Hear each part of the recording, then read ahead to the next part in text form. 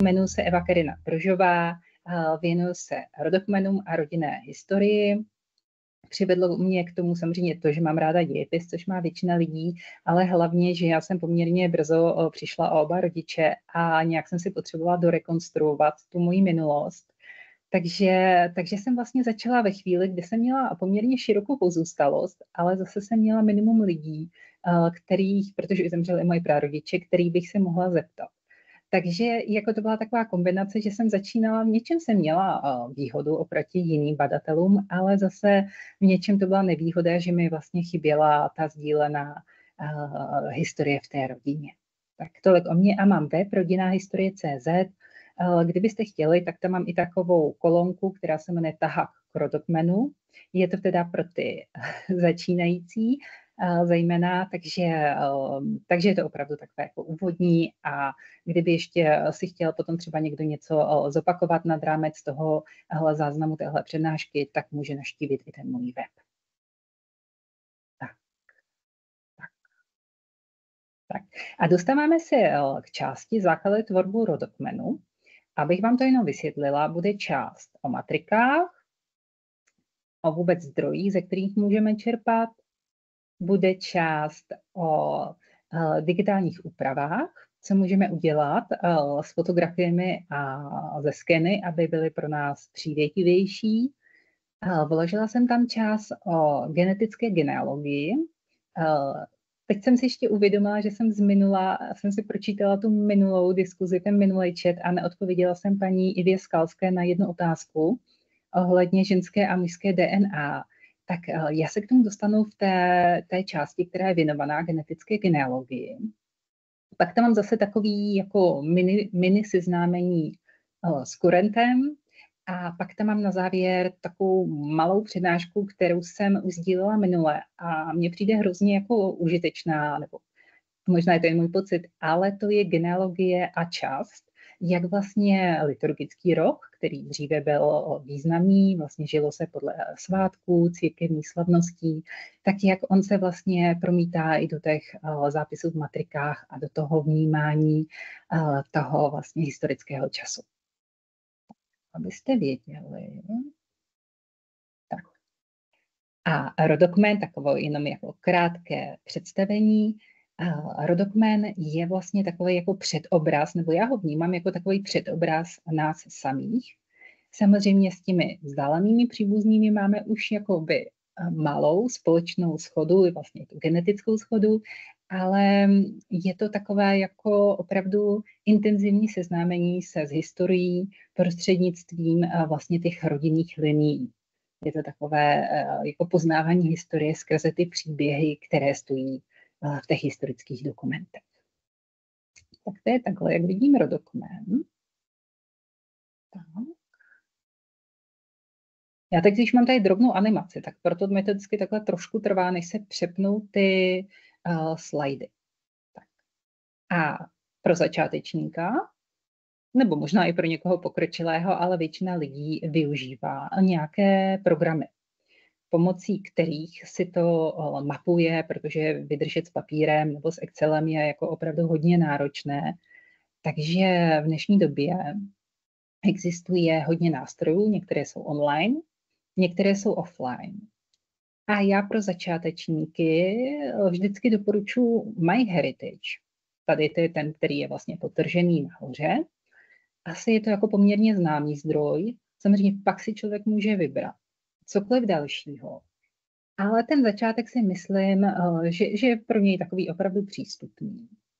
A nemusíte se bát, samozřejmě tady je to sdílené, je to na síti, ale člověk si může zamezit, může si tam nastavit větší soukromí, že si nepřeje, aby vlastně se ty jeho záznamy nabízely ostatním účastníkům a zároveň si potom může odstěhovat svoje data, že si je prostě stáhne a může si je zase vložit někam jinam.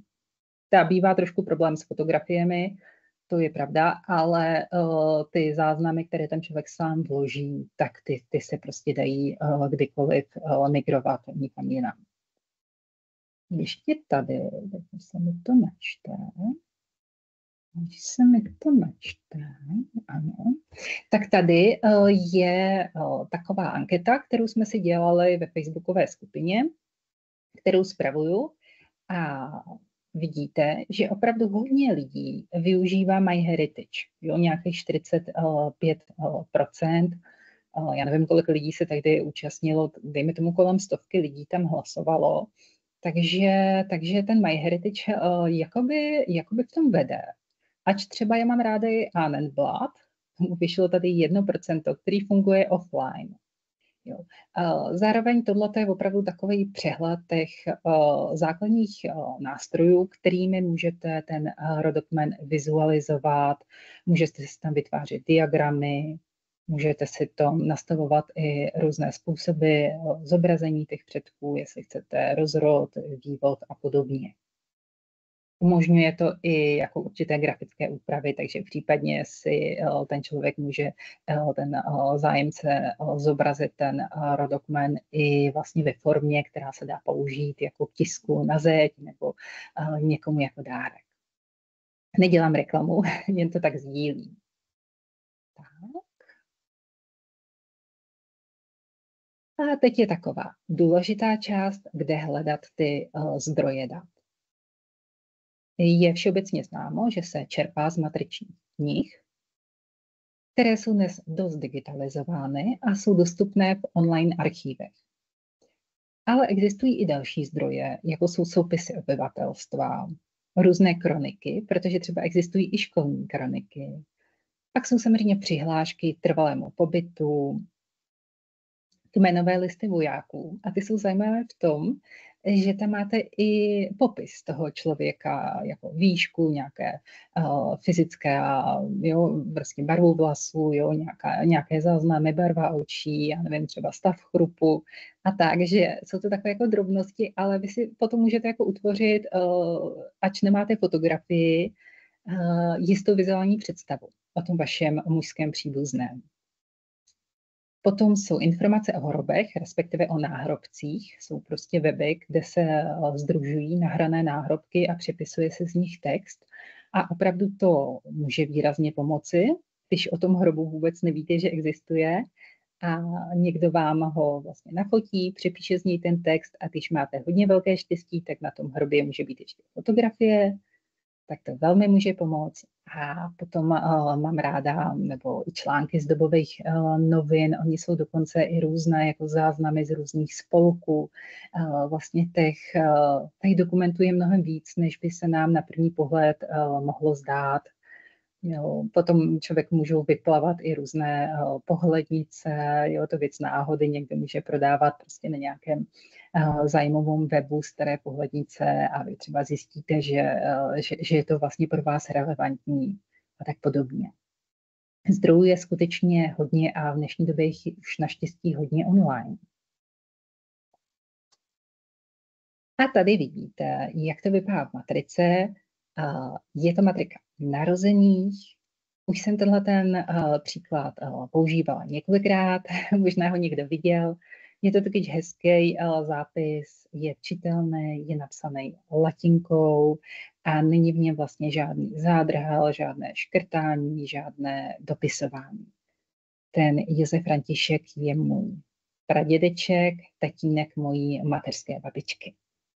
Pak se ještě dostaneme dál, kdy ukážu, jak vlastně se dá ten záznam dohledat, když opravdu začínám od začátku a potřebuji se vůbec té matrice zorientovat, dokonce potřebuji i najít matriku, ze které budu čerpat. A tady je takový historický rámec. Většina z nás ví, že prostě ty písemné záznamy, čím to jde do hloubky, tím jsou omezenější. To už je takové pravidlo historie a obecně matriky lze dohledat první na území Čech, a to až od začátku 17. století, někdy výjimečně od poloviny 16. století, případně, ale to jsou opravdu už jako velké výjimky. A pak, když vaše rodina nepatří do nějakého významného rodu, který by si vedl svůj vlastní rodokmen, tak v tu chvíli už matriční listy nepomohou. Ale zase jsou jako další ještě možnosti, jo. Dá se pátrat i přes berní ruly, přes urbáře a tak podobně. Ale prostě matriky jsou tak dostupné od toho začátku 17. století a určitý řád do nich zavedl až Josef II., to znamená konec 18. století. Jo, ta benevolence prostě dřív byla opravdu výrazná.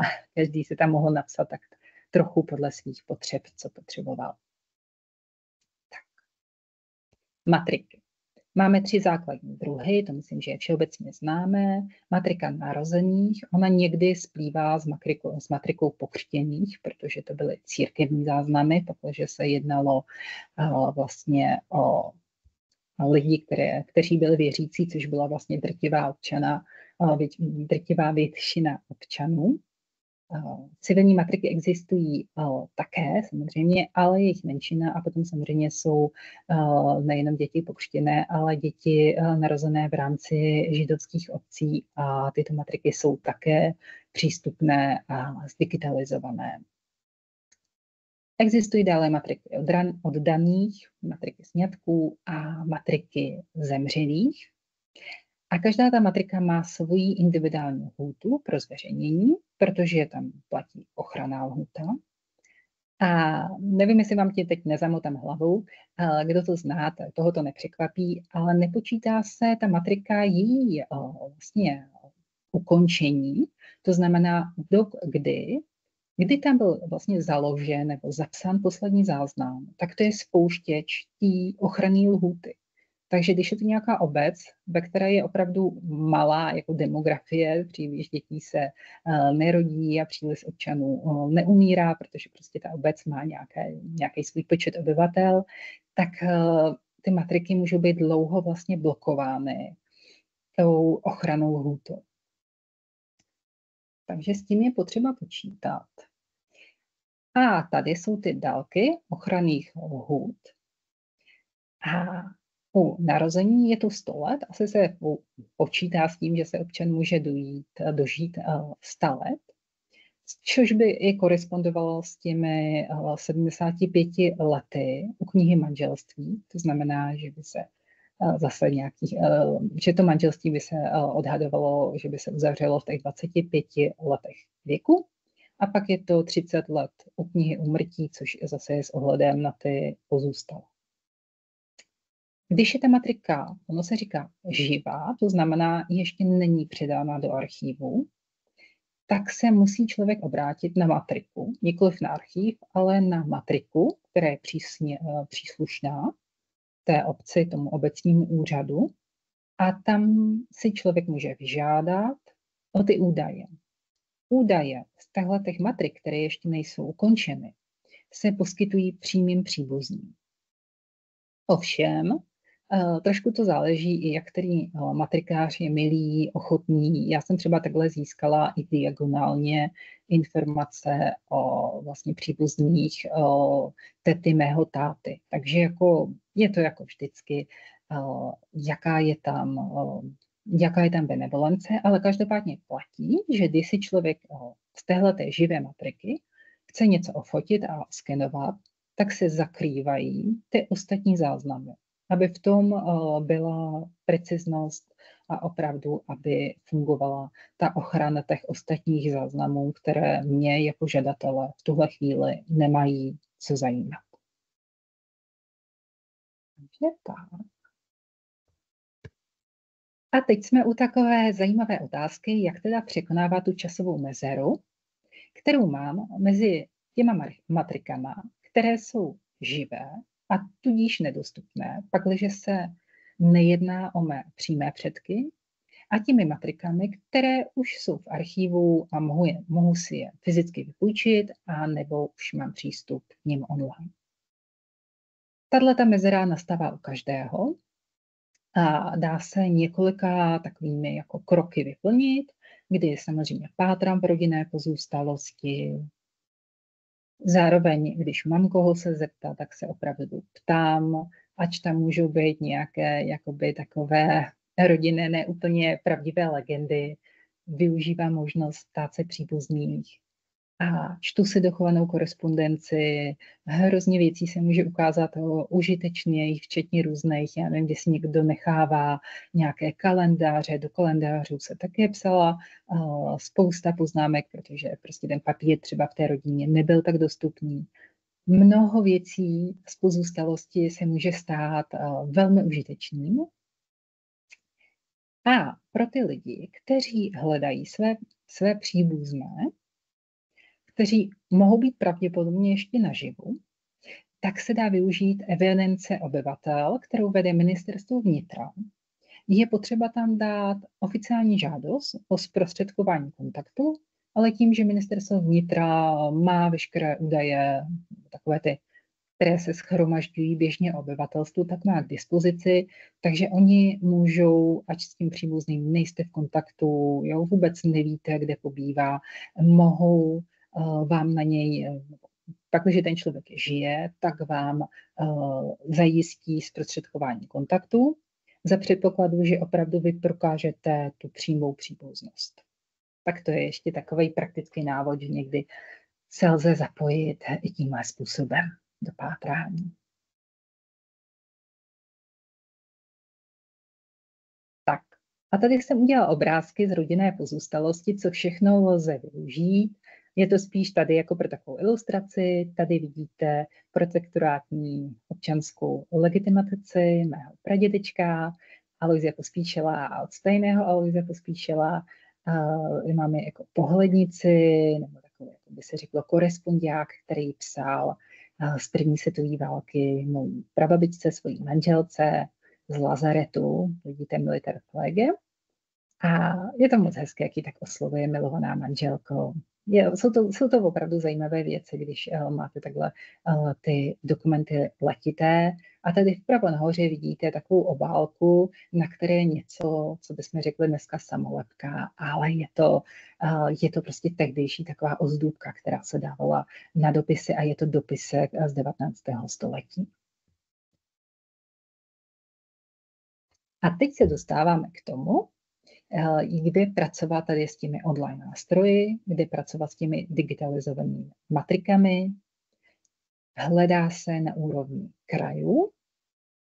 Musíte si najít tu obec, ve které chcete pátrat, abyste věděli, o jaký archiv se vám jedná, do kterého kraje se máte dostat.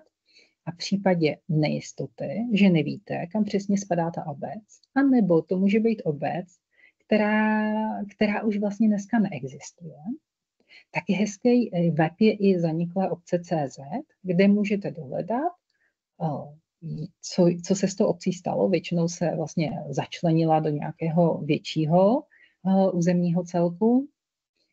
A tak to vám vlastně ani neunikne a můžete se obrátit na ten konkrétní vlastně online archiv, kde mají ty digitalizované matriky. Tady je základní rozcestník. Kdyby někdo chtěl, tak já ještě mám i odkaz na mém webu, kde mám toho taháka pro dokmenu a tady jsou všechny ty archívy vypsané a jsou tam i linky pro přímý proklik. Paní Brožová, můžu jenom, už máme první dotázek v chatu. Jak prokážu přímou příbuznost? Ptá se paní Hanka. To je úplně jednoduché rodnými listy. Jo, svým rodným listem a právě, že to nejde diagonálně. Jo, že já takhle vlastně nemůžu se vyptávat na svoji tetu nebo bratrance, ale můžu se vyptávat na své rodiče, pakliže prarodiče, pakliže žijí, nebo případně na své sourozence. Jo, protože to je něco, co je obsaženo v mém listu rodném. Já tam mám jak rodiče, tak vlastně i všechny 4 prarodiče uvedené. A když budu hledat svého sourozence, tak musí mít tam takovou jako tu stejnou identifikaci, že tam bude mít rodiče, případně, že je to poloviční sourozenec, tak aspoň jednoho společného rodiče a tím pádem 2 ty společné prarodiče. Bohužel nejde to diagonálně, nemohu hledat mimo tu hlavní linii, to znamená, že nemůžu právě hledat tetu nebo babičinu, sestru a tak podobně. Nevím, jestli jsem si to zodpověděla správně, já teď nevidím bohužel ten chat. Ano, paní Hanka, děkuje. Ano, určitě. Tak fajn. Takže tady máme seznam těch archívů.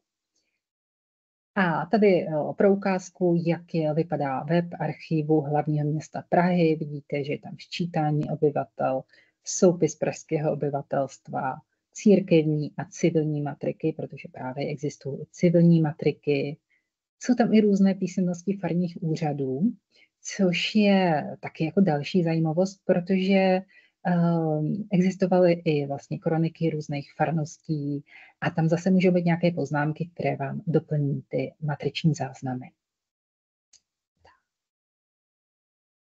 A ještě takový jako 3 weby úplně, nebo vlastně 4, píšu 3, já mám 4 tak s mušketýrama, které do začátku pomohou. Jeden je teda MyHeritage, kde nejenom, že si můžu jako vizuálně stavět ten rodokmen a doplňovat své poznámky, já se tam mohu spojovat i s ostatními badateli, pakliže jsem teda ochotná sdílet, protože člověk musí být sám ochoten sdílet, aby i jemu by mohlo být sdíleno.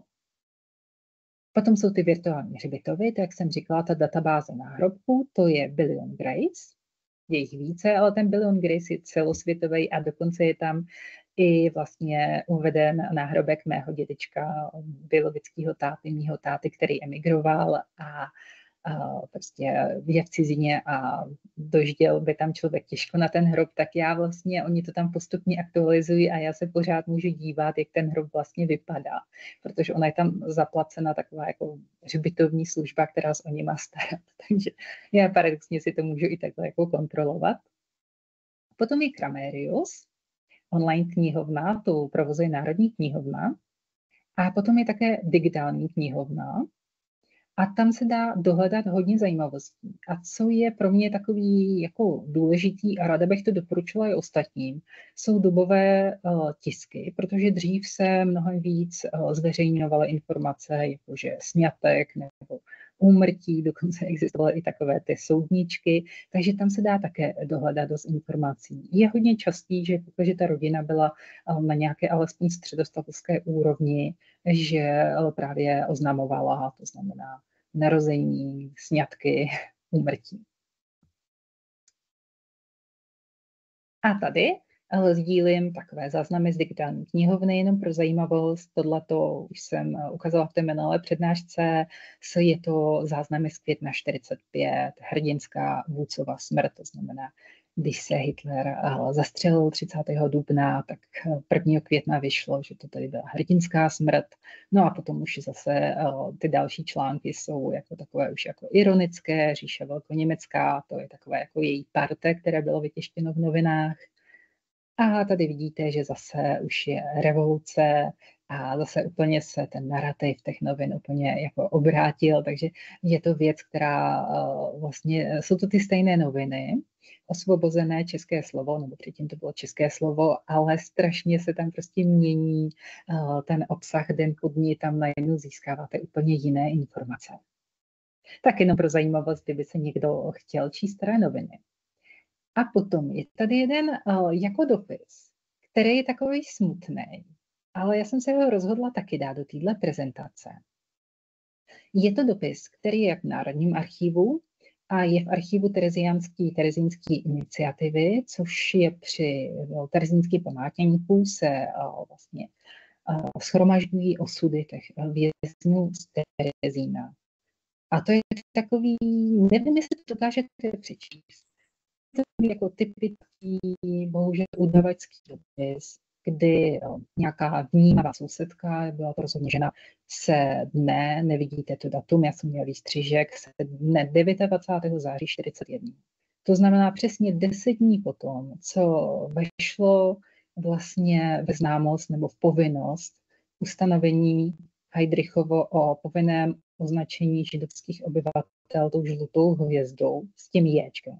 Tak 10 dní potom přišlo udání, že jistá paní vlastně Ecksteinová, vdova po Oskaru Ecksteinovi, nenosí tu hvězdu, nedodržuje židovská nařízení, ač je to čistokrevná židovka. A když si dohledáte, nebo v té terezínské iniciativě se dá dohledat osud té paní, tak bohužel umřela v Sobiboru.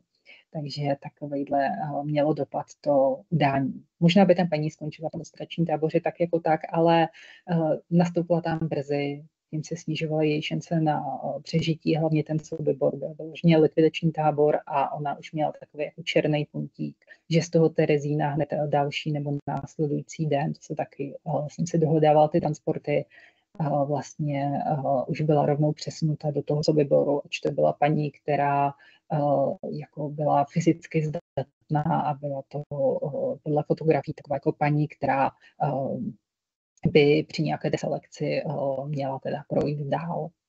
Tak to je takové smutné, komu to jako přijde jako takové hanebné, tak mně to přijde taky, je to jako život a vlastně to tady dávám jako takovou ukázku toho, jak prostě, co se všechno dá najít v archivech a někdy jsou to takové nehezké věci, takže tady je ten dopis. Kdybyste se pak chtěli třeba k tomu dopisu ještě něco zeptat, protože já jsem trošku pátrala po těch okolnostech, tak můžu, ale chápu, že je to přednáška o rodokmenech a není to přednáška o udavačských dopisech, takže tak. A teď ještě v rámci tohohle bloku, pak si dáme možná krátkou přestávku na dotazy. Tak v rámci tohohle bloku ještě projdeme, jak teda vyhledávat matrice. Protože jsme se pořád bavili o tom, co můžeme vyhledávat, jakým způsobem, jo, co se nám může hodit. Ale tady máme ten způsob, jak ten matriční záznam dohledáme. Je to ten pradědeček Josef František Spal. V tomhle případě je hledám ve Středočeském kraji a je to Státní oblastní archiv v Praze. A kdyby se nebyla jistá právě tím krajem narození, tak mohu použít i odkaz. On se narodil v Novém Strašicí, což třeba nemusím vědět, ale vím vlastně od mojí babičky, že se narodil na Rakovnicku, že ta Rakovník ve Středočeském kraji je taková všeobecně známá informace, ale kdyby to byla nějaká jako vesnička, která má nějaký jako opravdu neznámý název, tak se to můžu dohledat pomocí tohohle webu města.obce a vidím, v jakém archivu mám hledat, takže hledám Středu Čechů, tady mi vyběhne taková základní vyhledávací tabulka. Já si tady už vidíte, jsem si naklikla, že to dám Nové Strašicí a dala jsem rozpětí, tady vidíte 1880 až 1890, jo, ve kterém on by se měl narodit. Takhle jsem si to vypočetla podle narození mojí babičky a samozřejmě už jsem věděla, jako v kolika letech on ji zhruba měl. Takže mi tady vyběhla ta příslušná matrika, tady je zakroužkovaná. A já si potom tu matriku rozkliknu, ale hledám nejdřív indexu. Index příjmení je vlastně takovej, dalo by se říct, rejstřík. Tam si dohledám podle toho příjmení. Ten rejstřík funguje podle začátečního písmena toho příjmení, takže já hledám v S-ku a v S-ku vidím, že tady mám Spal Josef František, vím, že tady mám, že se narodil v květnu roku, tak květnu 31. A vidím, na jakého mám hledat stránce, že je to stránka vlastně 131. A když si potom vlastně to rozkliknu, tady je přímý odkaz na ten link, kde je tenhle ten záznam, tak si mi otevře přímo ten jeden matriční vlastně dvoulist a já tady vidím, že je tady Josef František, Spal, že tatínek Spal, Emanuela, maminka, Johana, vím, že to tady je ten záznam. Podívám se i na kmotru, to říkám vždycky, že je to podle mě hrozně důležité podívat se na ty kmotry. U svatby zase je důležité podívat se na ty svědky, protože oni to bývají opravdu lidé z toho blízkého okruhu té rodiny. A tady zrovna ten Ferdinand Wood byl jeho strýček. Jo. Takže opravdu jako ta matrika vám dá víc informací, nejenom to místo, kde se to dítě narodilo, protože oni se nenarodili v porodnici, nebo ne v tomhle roce. Oni se rodili doma, takže tím vlastně získáváte i tu domovskou adresu, kde ta rodina, respektive ta matka bydlela. A zároveň přes ty patrimony, přes ty kmotry nebo testes, to jsou ty svědkové, získáváme další informace o té rodině. Tak. Tady je ještě jeden záznam, tady takové jako horší kvality. Už vidíte, že to je psáno v kurentu. To je Franz Procházka, to je zase můj další pradědeček. František Procházka, já se za Svobodna jmenuji Procházková. Takže zase další záznam. A to je záznam z roku 1815, ale je to opravdu z takové jako malé vesnice. No. A teď, jestli chcete dotazy, anebo jestli můžeme přejít k tomu, minule tady měl pán hezký dotaz na toho neznámého otce. Ona na to není jako úplně jednoznačná metoda, ale je pár věcí, na které by se člověk mohl soustředit. Ale dala bych ještě raději možnosti k těm dotazům, ať to není jen moje samomluva. Paní Brožová, máme jeden dotaz v chatu. Pan Zdeněk se ptá, do jaké hloubky, myšleno do jakých letopočtů se mohu v archivech dostat a jak je to spoplatněno? Takhle. Dostat se můžu opravdu individuálně podle té rodiny. Jo? Matriky ano, nám, dejme tomu, končí v té polovině 16. století. Do dobářů, to jsou něco takové prostě jakoby pozemkové knihy, nebo byste dalo říct takový starý katastr, nebo Vitelský, mohou jít podle právě těch berních rul, mohou dohledat i třeba nějaké obchodní smlouvy, ale to už je jako hrozně individuální. A záleží to na té rodině, nakolik jako byla jaksi významná nebo společensky hodnotná, protože ono těch písemných smluv nebo vůbec těch písemných záznamů se nedělalo v minulosti tolik, tím, že většina lidí, ať byla oficiálně třeba gramotná, tak ta jejich gramotnost spočívala v tom, že uměli se podepsat nebo jenom dělat 3 křížky a všichni uměli nějaký základy počtů, protože to prostě pro nějaké obchodování bylo nezbytné. Ale jako nemůžu vám se líbit, ale 13. 14. století se dá dohledat samozřejmě, jako můžete jít i jako hlouběji, ale opravdu je to podle té rodiny a kolik záznamů se tam dochovalo. Když je to opravdu nějaká chudá rodina, tak ona i když uzavírala nějaké, většinou neměly nějaké majetky a i když uzavírali nějaký kontrakty, tak tam to vlastně platilo na bázi nějaký dohody, která byla odsvědčená fyzickými svědky, ale nebyl jako písemný záznam. Ono opravdu těch lidí, kteří byli gramotní nebo si mohli zaplatit písaře, anebo ta věc byla natolik naléhavá, že tam byl k tomu přizván nějaký obecní písař, nebylo tolik. Nevím, jestli jsem pánovi odpověděla. Opravdu je to podle významu té rodiny. Děkuju. Pan Zdeněk se když tak může případně ještě doptat. Pak se nám totiž přihlásila paní Kučerová Věra. Tak jestli si zapnete mikrofon, máte, povídejte. Dobrý den, já bych se chtěla zeptat, jestli jsou všechny kraje zdigitalizovány, a jestli opravdu, protože dřív se ty matriky vedly na farách, vedla je církev, tak jestli opravdu měli všichni povinnost, ti faráři nebo prostě ty církve, matriky teda státu k tomuto účelu předat, aby byly zdigitalizovány. Ano, děkuji za otázku. Je to dobrá otázka, taková logická. Je to opravdu tak, že ty archivy pokrývají, co mohou. Je to takhle. Matriky se digitalizují, jsou na to programy a v podstatě nezáleží, jestli je to, oni byly třeba i ještě jako vojenské matriky pro nějaké té mrtíl, jestli je to právě civilní a té, které církve. Na to nezáleží. Ono to taky dokonce bylo tak, že ještě do roku, tuším 49, ještě prostě po únoru 48, zhruba rok existoval, že byl rodný a křestní list dohromady. To byl jeden dokument. Jo? Takže ty matriky byly zároveň jako i evidence, a normálně se využívala i ve státní administrativě, zejména k mapování jakoby těch mladých mužů, té vojenské jako mobility. Takže opravdu církev měla vždycky povinnost vlastně jako spolupracovat s státní administrativou. Takže o to není židovské matriky za Josef II. Tedy Josef II. Udělal pořádek v mnoha věcech, mimo jiné i v matrikách, takže on přikázal nejenom jako tu strukturu matrik obyvatelstvu, jako by myšleno z většiny křesťanskému, ale i židovskému. Takže i ty židovské obce musely respektovat respektovat ty náležitosti těch jeho nařízení, těch jeho patentů.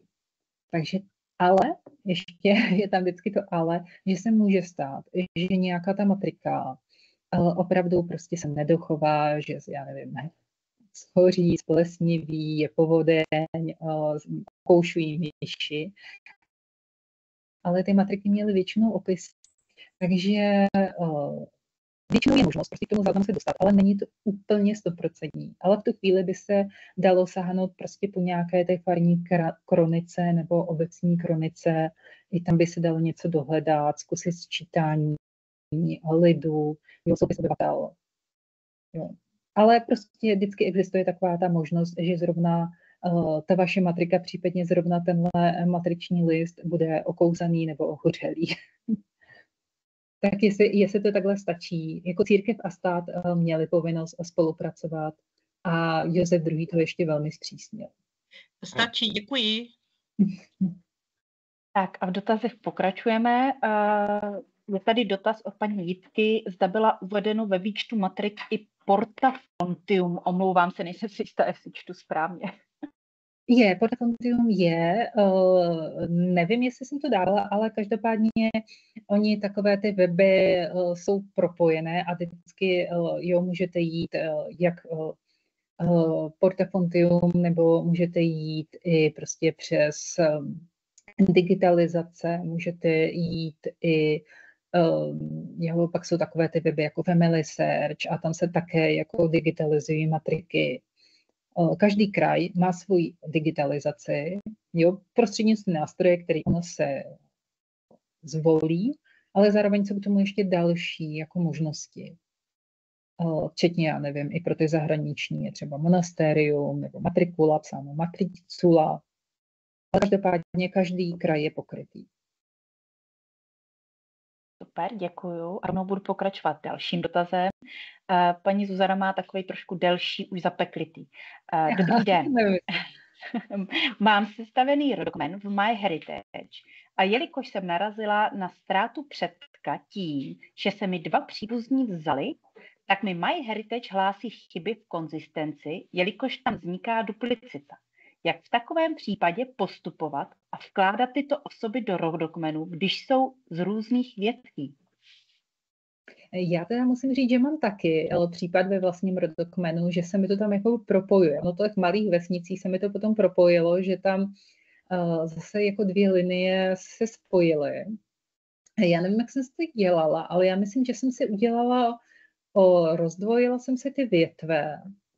Ale teď už zase bohužel nesmím na ten postup. Prostě dokázala jsem to. Dokázala jsem to propojit. Ono na tohle není moc pamatováno, ale bohužel je to v praxi věc, která se hlavně mezi tím úzkým okruhem obyvatelstva stane. To bych teď se musela opravdu zamyslet, protože jako ještě těch rodokmenů vedu jako poměrně několik na různých platformách.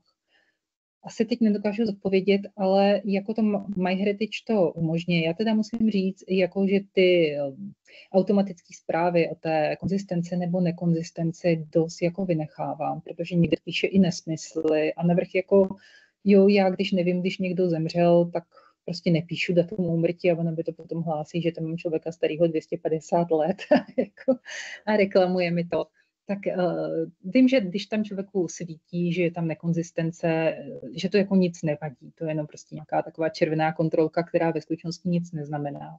A vím, že tenkrát jsem to dokázala propojit, MyHeritage ty větve, ale bohužel už se takhle nespomínám na ten postup. Ale už je to několik let zpátky, nevím, jestli se nějak jako nezměnil to nastavení. No přece ty weby se taky vyvíjí, ale tehdy to šlo. Děkuju. Tak budeme nevím, jestli to odpověděla přesně, ale prostě... Když tak doporučuji, aby paní Zuzka vás třeba kontaktovala napřímo, že třeba chviličku času. Jo. Protože těch dotazů přibývá. Mám tady další od paní Dany.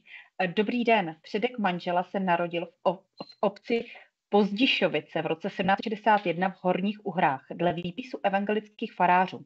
Nevím, kde hledat matriku o tomto záznamu. Poradíte? A kdeže to bylo? Vy jste říkala Uhry, to bylo, takže Maďarsko.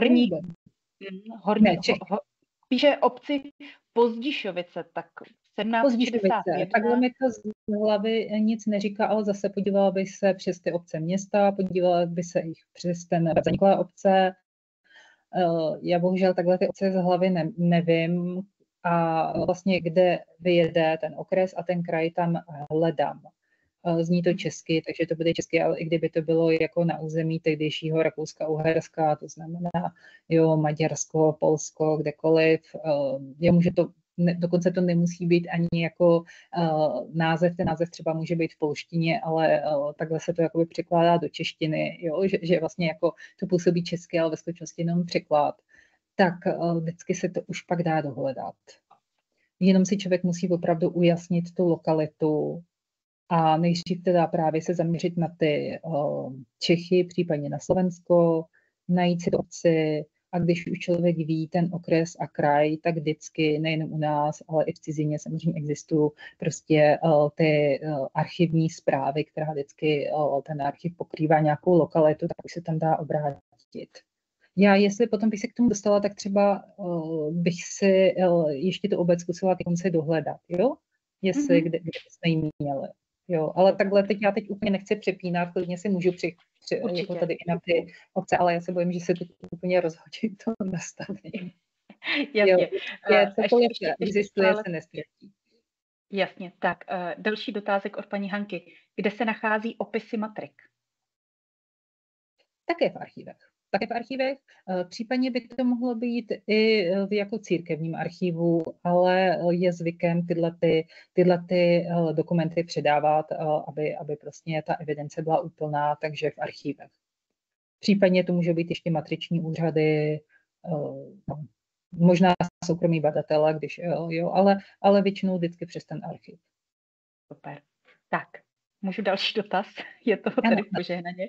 Paní Monika se ptá, dobrý den, mám 93letou žijící babičku, která měla 2 sestry. Chtěla by se optat, když není ještě zdigitalizována matriční kniha a ona by chtěla informace o sestrách babičky, stačí, když babička napíše plnou moc k hledání v matrice? Babička není mobilní. Takhle. Když to bude opravdu ověřená plná moc, tak jo, musí být prostě ověřená. Někdy záleží prostě na tom úředníkovi, měla by to být ověřená plná moc, takže je to takový jako nepříjemný, že stejně by se jakoby s babičkou mělo někam zajít. Nebo mám teda zkušenost, že někdy i jakoby ty úředníci přijdou domů, oni mají dokonce povinnost, jo. Když byla moje teta v nemocnici, tak také jakoby přišli, zařizovala se tam plná moc. Když je plná moc ověřená, tak a musí být ale i v té plné moci jako aby ta plná moc platila, tam musí být ten účel, za kterým je vydána ta plná moc. Ono jako nějaké generální plné moci, to je zase takové, prostě je zvykem u té plné moci specializovat, pro jaký účel je vystavená, ale když tam bude prostě pro to bádání a samozřejmě je potřeba, aby byla jako ta babička nějak identifikovatelná, aby měla svůj rodný list nebo já nevím, nějaký svůj prostě doklad, aby se vlastně vědělo, od čeho se bude odvíjet to bádání, protože i ta babička, že má nějaký svůj datum narození, má že, svoje rodiče, prarodiče a tak podobně, takže prostě musí tam být ta plná moc a nějaký jakoby doklad, ideálně rodný list té babičky. Ten rodný list je vždycky asi to nejpříznivější, čím se člověk jako může prokázat. Super, děkuju. Tak, pan Zdeněk ještě jednou opakuje svůj dotaz, ten byl zodpovězen, nicméně ještě nebylo zodpovězeno, je vyhledávání v archivech nějak zpoplatněno, možná jo, proto... Vidíte. Takhle, je zpoplatněná práce toho historika nebo toho archiváře. Když vy tam přijdete do badatelny, objednáte si matriku, vyzvednete si, většinou musíte mít jako rukavice, to je jako přepis, ty si můžete zakoupit za nějakých 60 korun a pak si vlastně s tím můžete dělat cokoliv, můžete si to nafotit na foťák, když tam mají jako třeba nějaký skener, oni ty matriky jsou hodně velké, hodně těžké, ale je to o domluvě, tak zaplatíte jakoby za to použití jako té kopírky. Ale jsou to prostě jako malý náklady. Nicméně, když vy potřebujete udělat nějakou rešerši, jo, třeba opravdu chcete, aby někdo prošel nějakou část čítání lidu za vás, protože vy ani nevíte jako přesně tu adresu, jo. že to sčítání lidu se řadí podle těch adres, tak už se vám to vyčíslí na hodinu práce toho archiváře a co tak vím, tak to začíná 300, 400 na hodinu. Jo? Takže když chcete něco jako dohledat, tak většinou, a nemůžete se to udělat sám, tak většinou tak tu 1000 základ počítejte, spíš víc. Děkuju. Tak a teď tady mám 2 dotazy, které se týkají, řekla bych tak trošku jedné věci. Píše paní Hanka. Dobrý den, zjistila jsem, že zřejmě můj biologický otec je z Bulharska. Máte nápad, jak ho případně vypátrat? Mám pouze jméno, zhruba věk a místo pobytu rodičů v roce 1989. Mám i DNA test, ale žádnou významnou shodu mi to neukázalo. Tak jestli to má vůbec smysl?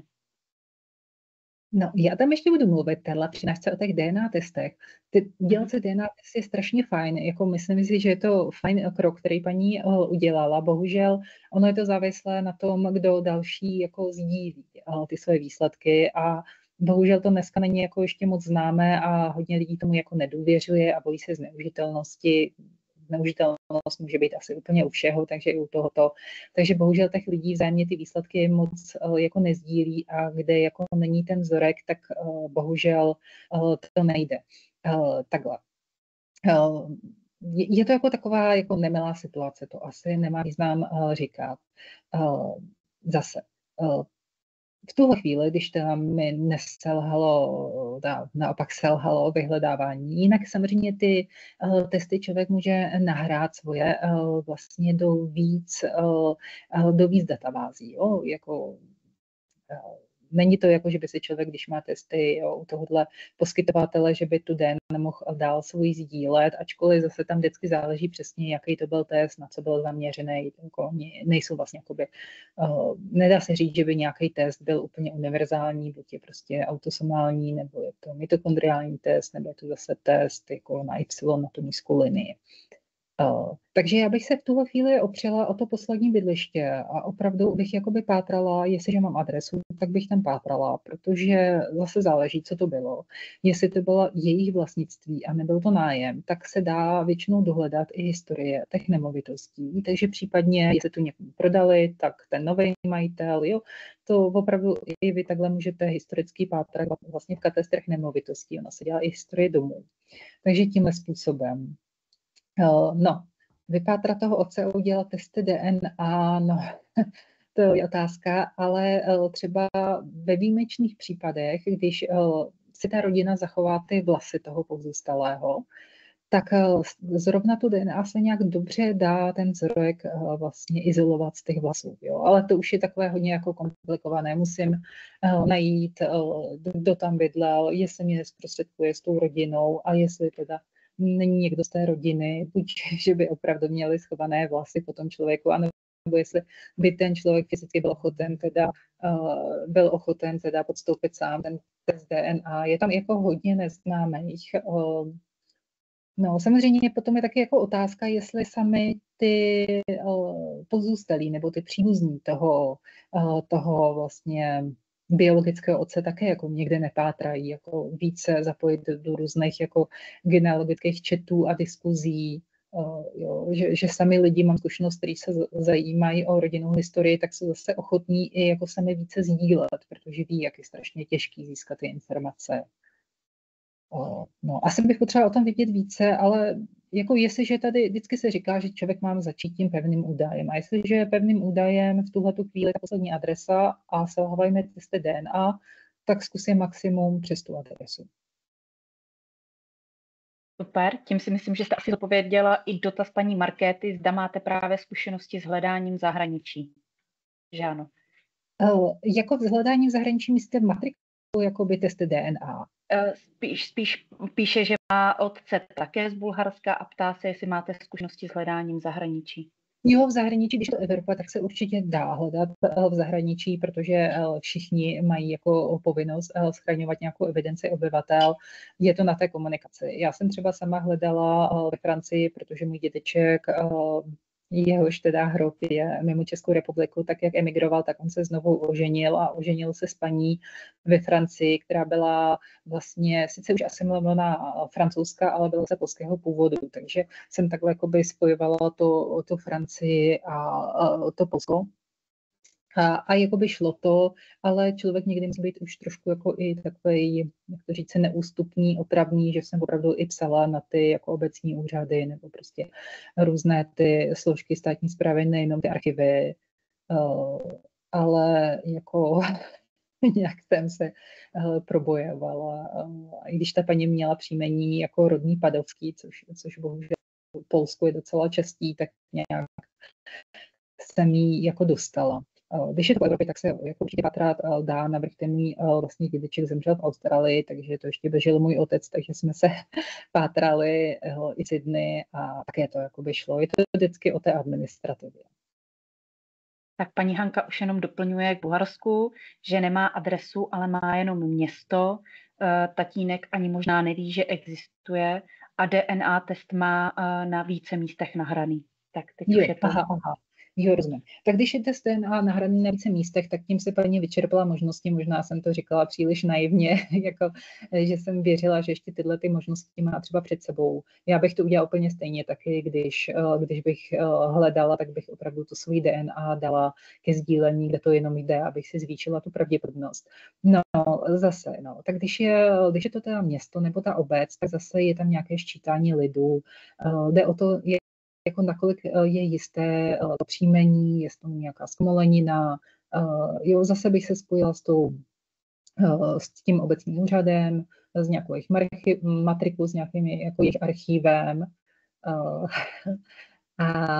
Jo, jestli oni dohledají. Jo. My jsme to měli vlastně tak, když jsme hledali, to ještě žil můj otec, když jsme hledali toho našeho vlastně, nebo místo pohřbu toho a uložení toho našeho dědečka, který emigroval do Francie a potom se vlastně s tou francouzskou manželkou přestěhoval do Austrálie a tam zemřeli, tak nám třeba hrozně pomohlo, protože ta paní byla katolička polského původu, že jsme se spojili prostě s katolickýma farnostma v Sydney. Sydney jako neuvěřitelně velké město, ale těch katolických farností tam není zase tolik a oni nám jako také pomáhali, že někdy i funguje ta náhoda, jako někde ten svůj příběh opravdu říct a někdy jsou lidi ochotní vám vlastně pomoct nám. Třeba ta jedna římskokatolická farnost byla opravdu ochotná prohlížet jako zápisy, jo, na ten můj dědeček biologicky zemřel ještě za minulého režimu, takže to bylo všechno jako zapsáno prostě na stroji a tak, ale dohledali jsme.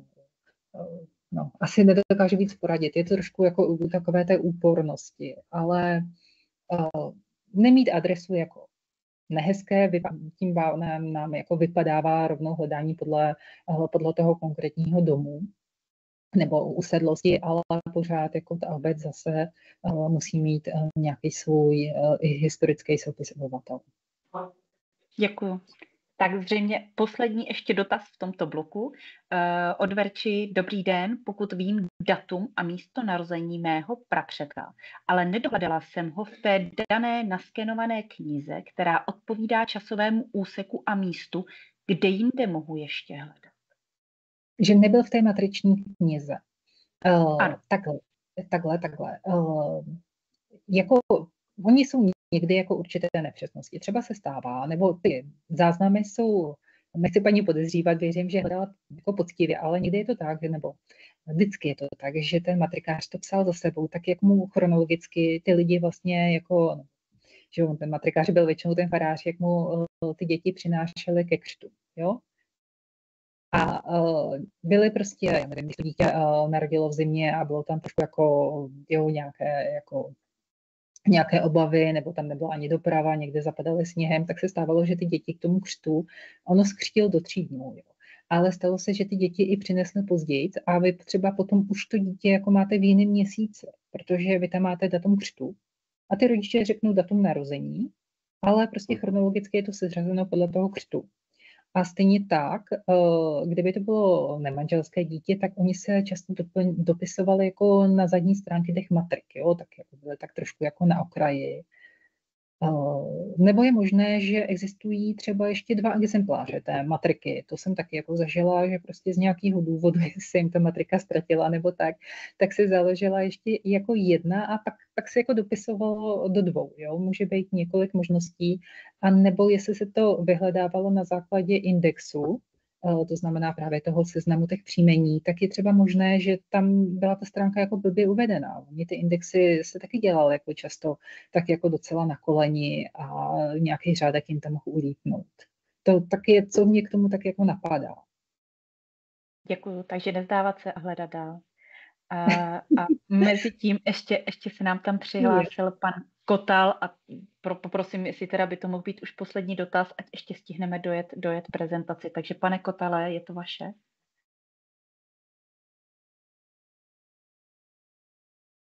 Mikrofon máte zapnutý, ale neslyšíme vás. Možná, jestli pán sám má u sebe zapnutý jako mikrofon. No, já vidím, že má, ale slyšet není. A už. Ne. Tak když tak poprosím do chatu nebo na konci. Tak asi, paní Prošová, jsme vyčerpali dotazy k tomuto bloku. Jo, děkuju. Omlouvám se, že jsem nebyla schopná reagovat někdy přesně. Já sama jako někdy opravdu nevím a zkouším prostě od toho nejpevnějšího faktu dál jako se opírat a hledat všechny možnosti a opravdu se mi osvědčilo často se opravdu ptát a ptát se všude možně a najdete někdy nějakého ochotného úředníka a to je potom taková výhra, že vám pomůže jak dál. Mm-hmm. Takže otec neznámý, matka neznámá. To je taková jako s nadsázkou, ta matka neznámá. Ten otec, když je neznámý, a teď v tuhle chvíli nemluvíme o DNA, tak ono je samozřejmě jako ten otec vždycky existuje, to víme všichni. Ale někdy se může stát, že vlastně ten otec je jako známý a dokonce jako známý v té lokalitě. To znamená, že i ten farář, který to dítě zapisuje, ví, kdo je ten otec, ale nejsou prostě sezdáni. Když rodiče nejsou sezdáni, i otec se může přihlásit. To není, že by to jako nešlo, ale nedělalo se to. A často ten otec existoval, jenom třeba neměl splněnou tu vojenskou povinnost a tím pádem se nemohl oženit. To si jako někdy ta vrchnost opravdu hlídala, aby právě si udržovala tu vojenskou sílu. Takže těm mužům prostě nepovolila sňatek, dokud neměli splněnou tu vojenskou povinnost.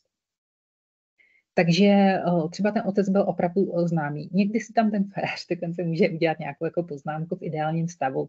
Moc se to často nevídá. Potom tam bývá dopsání otce nebo legitimizace. Legitimizace je sňatkem matky. Tam bohužel zase nevíme, jestli jako ten otec byl skutečně biologický otec, anebo jestli byl opravdu nový jakoby vlastně otčím, který si to dítě tím sňatkem vlastně pojal za své. Pak jsou takové zajímavé zápisy, že jsou tam pozdější dopisy otce za účasti svědků, jo, že ten otec se potom jako prohlásil, často když třeba, já nevím, potom zůstal sám bezdětný nebo z nějakého důvodu ho to nějak tak jako vypučovalo se přihlásit, takže se tam dopsal. Ale to je jako ideální stav, jo, že tam mám dopsáno.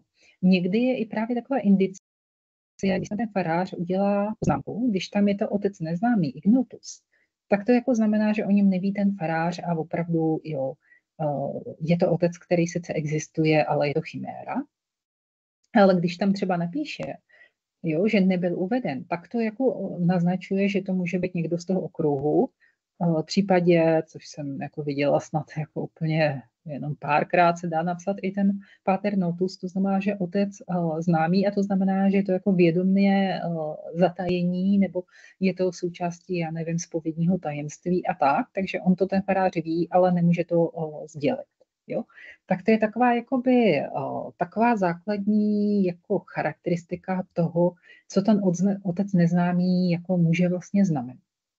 A jedna z věcí, která může pomoci, není to ta samozřejmě jako 100% záchrana, ale může to pomoci se podívat na to bydliště matky, protože někdy se stávalo, že tam vlastně vidíte v tom soupise obyvatelstva, případně v té pobytové přihlášce, že ona žila s nějakým jako mužem. Jo? přibližně stejně starým nebo tak, a že jo, buď v tom jakoby době toho těhotenství, před těhotenstvím nebo v době narození toho dítěte, prostě byl tam nějaký muž, který se s ní sdílel tu domácnost, a to bývá jako s velkou pravděpodobností otec toho dítěte, protože takhle těch nesezdaných soužití, jako žít na hromádce, ač to teda bylo tak jako společností haněno, ale bylo jich jako poměrně hodně.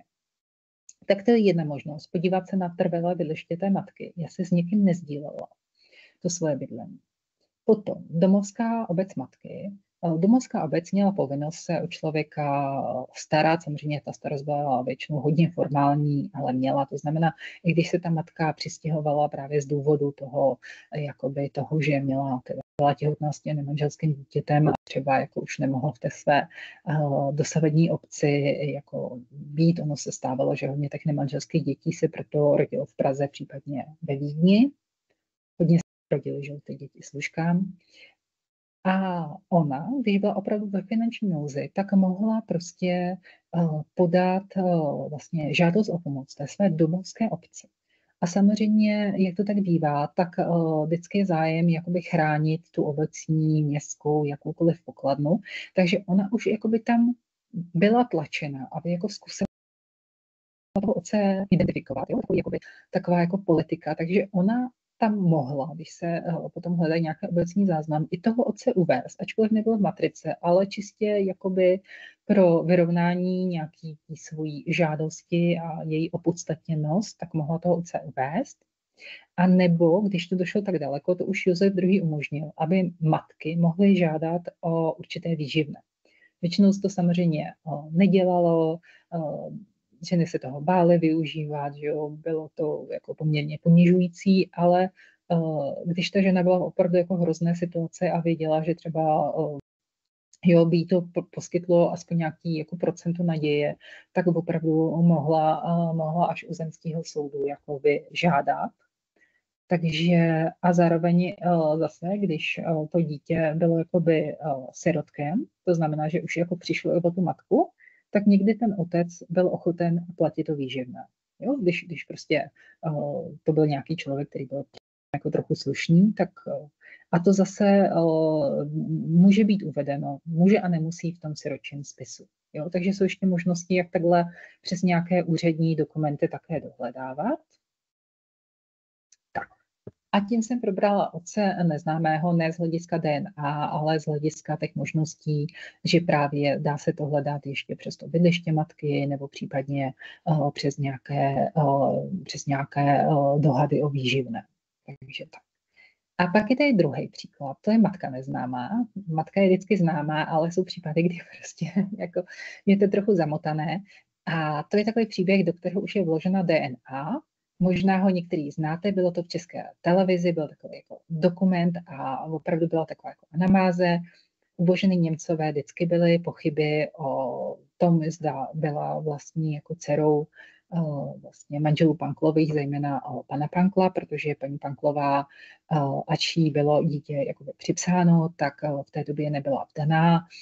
Božena Němcová se narodila prokazatelně ve Vídni a nicméně několikrát se uváděl její datum narození a byl tam třeba až 3letý rozdíl, jo? Když měla školní docházku při svatbě.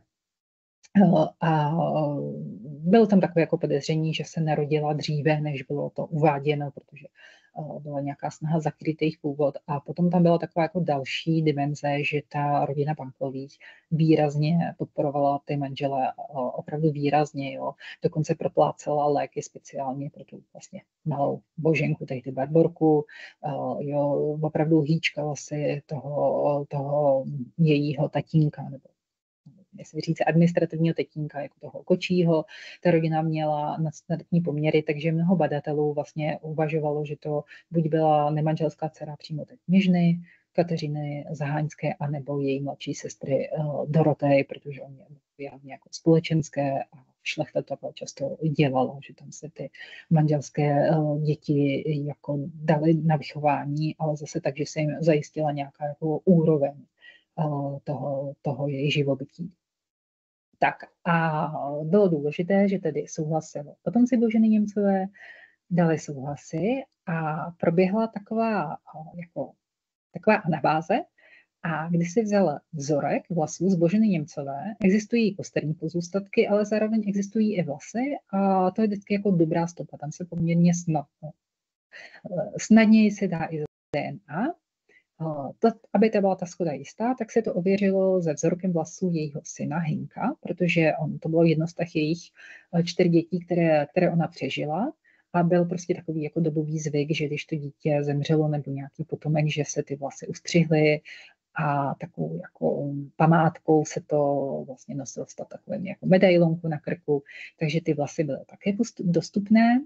No a zase v šlechtě bylo takové jako trošku typické, že oni někdy svoje srdce si prostě vyjmuli, jako posmrtně se vystavili takové jako nejen ten hrob, ale i ta schránka na to srdce, což bylo jako by nabízelo příležitost, jak vlastně to DNA sekvenovat. Akorát, že prostě, i když to byla schránka, která byla opravdu zatavená, tak prostě to srdce bylo v takovém stavu, že se vůbec něj nepodařilo odebrat DNA a zároveň ty kosterní pozůstatky, jak té Karolíny, tak té Dorotej, nebylo možné otevřít, protože jejich rodina prostě nedovolila to. A oni měli ještě mladší sestřičku Šarlotu, která umřela v dětském věku. A jak neměla děti, tak asi jako to její příbuzenstvo už nebylo není tak citlivé, takže se hrob té malé holčičky teda otevřel. Byla tam teda kostřička, rozřezala se teda bohužel. A vlastně z těch kostí se zjistilo, že se dá sekvenovat DNA a opravdu se to jakoby porovnávalo s tou Boženou Němcovou a zjistilo se právě tu mitochondriální, tu ženskou DNA, že tam není jako naprosto žádná podobnost, takže ta příbuznost je jako naprosto vyloučená a tím se vlastně utnuly všechny ty jako různé literární hypotézy, jo, že ta Božena Němcová jako opravdu musela být tou dcerou nemanželskou nebo neteří vlastně kněžny Zahaňské. Takže to je takový jako případ, jak se dá vlastně ověřit i ta matka. A tady k tomu dáme jenom jako krátký vysvětlení, takový základ genetické genealogie. Že nás vždycky zajímá u chromozomů, kterých máme 23 párů, ten jeden, to jsou ty pohlavní chromozomy. A muži mají jak X, tak Y, proto když si muž dělá DNA testy, tak má z nich jako větší výtěžnost než žena, která má 2 X. Takže Y, to prostě se dědí vlastně, jako beze změny se kopíruje z toho otce na syna. A když se dělají, ono se mu říká to Big Y, to velké Y, prostě ty testy, tak se vlastně u toho přímé otcovské linie se dá opravdu jako dost potvrdit.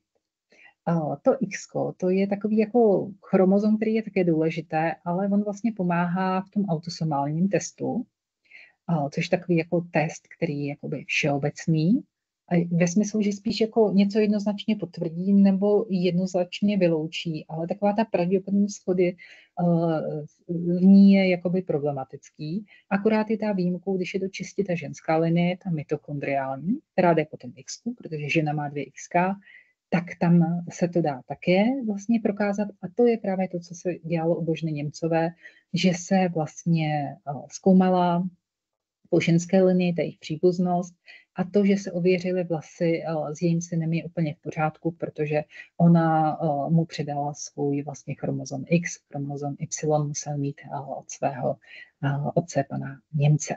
Teď jsem to možná na vás moc jako vychrlila, ale prostě to jsou jakoby takové základy, že na XX, muž XY a výtěžnost těch vlastně testů nebo těch schod je vlastně vyšší pro muže.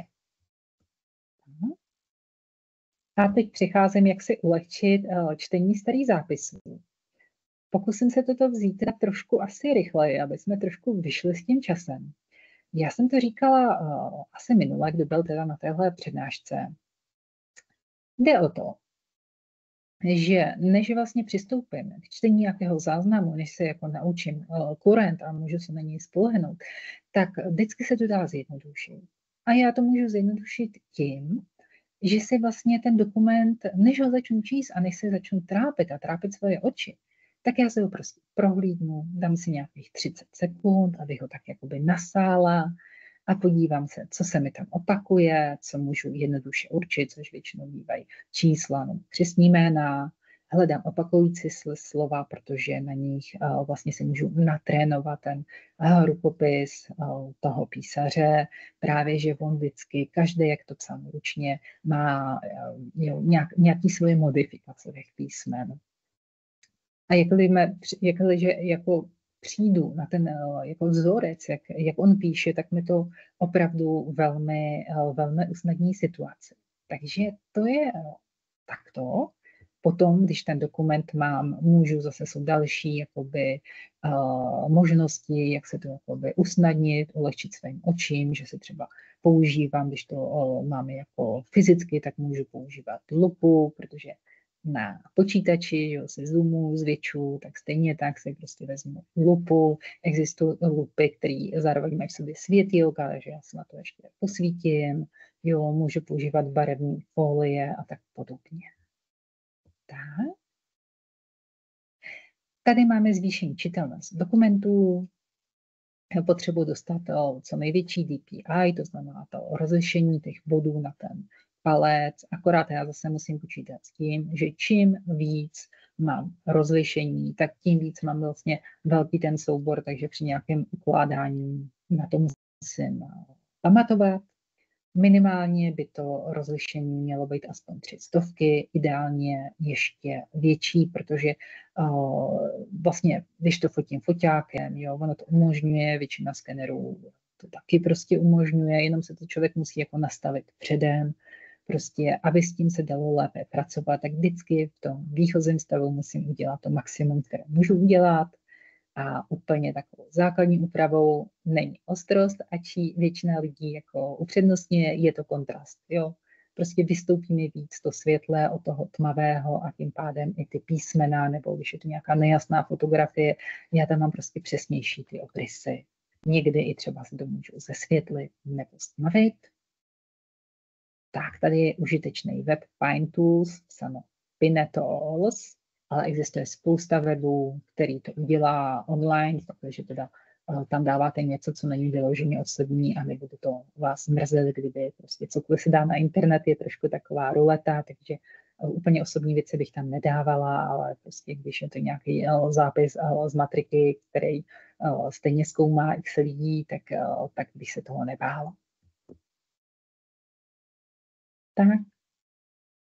A tady jsou ještě takové jako nějaké detaily k tomu, co prostě funguje, když tam nejsou jako nasnímány dostatečně. Ty jednotlivé prvky, vlastně ty pixely se dají dopočítat, existuje na to hodně programů, ale bohužel pozor, protože ono platí takové pravidlo, že se nedá rekonstruovat detail, který tam nebyl. Ono se to vlastně jako odhaduje, dopočítává. Takže někdy, hlavně třeba u obličů na fotografiích, potom už tako může vlastně být úplně taková jako už fantazie, ne? Že by to byla právě ta realita, ale do nějaké míry to funguje a dá se to také využívat. Zase další věci můžu dělat inverzi barev, můžu prostě využívat i na telefonu různé aplikace, jak pro iPhone, tak pro Android, třeba i fajn Snapseed, tam si prostě dáte nějaký dokument, teda jako ono zase číst na tom telefonu není úplně komfortní, ale třeba to Snapseed je hrozně fajn, on vytahuje vlastně ty hrany, takže vy tam víc vidíte třeba tloušku toho písma a tak podobně, když se psal impulsem, tak to je důležitý, protože ta čára se vlastně postupně s množstvím toho impulsu zužovala a teď vy vidíte přesně, kdy on vlastně navázal se tím další písmenem a tak podobně. Tak a pak je tady je inverze pro jako tady ilustraci, jo, že někdy to pomůže právě i pročíst, jo, když vlastně si to takhle přiklopím.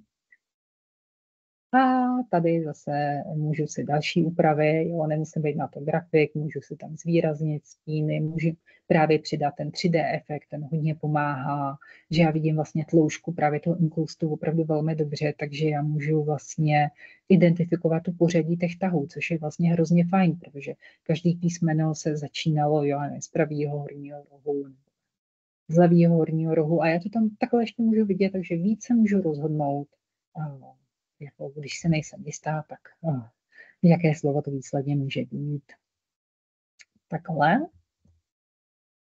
Pak existují úpravy fotografií, tady vidíte v kroužku, jak se dá používat vlastně guma a doplnění, že si takhle ten růžek vlastně odmažu a nechám si, aby se mi to doplnilo teda vlastně tou strukturou toho okolí. A tady vidíte, že je tady barevná květina, svatba pro babičky s pradědečkem, takže vidím, že měli žlutou kytici, protože jsem si tu fotografii obarvila a vystoupily mi tam barvy.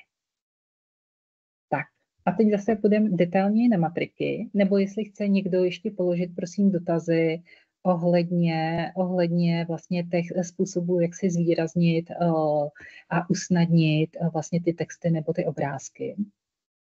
Dotaz na obrázky nemáme, ale je tady ještě dotaz od paní Kristýny, kde začít a jak vyhledat linii dědy, který žil v dětském domově. To je taky takový atypy. No, to je také jako atypické, ale zase dědeček musel mít nějaký rodný list a musel mít určitého poručníka, že jo, to také prostě byla povinnost. A zase by se dal identifikovat ten poručník, oni existovali vlastně i jakoby právě siročí spisy. Nevím, v jakou dobu se jedná, jestli to první republika, nebo už je to socialismus.